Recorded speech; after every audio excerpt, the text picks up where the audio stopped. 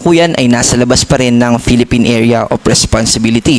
Nananatili ito na severe tropical storm at nasa layong 340 kilometers west ng Itbayat, Batanes. Ito ay may lakas ng hangin malapit sa sentro na umaabot ng 100 kilometers per hour at pagbugso, bigla ang paglakas ng hangin sa paligid nito na umaabot ng 125 kilometers per hour.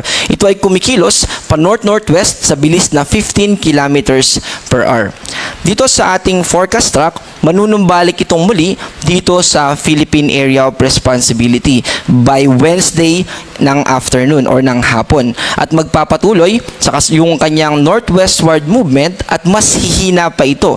From severe tropical storm, ito ay hihina into tropical storm at maglalandfall ito sa southwestern coastal area ng Taiwan at magpapatuloy ito na mas humina. Paglabas niya ng Taiwan ay magiging tropical depression na lamang ito and eventually ay magiging low pressure area.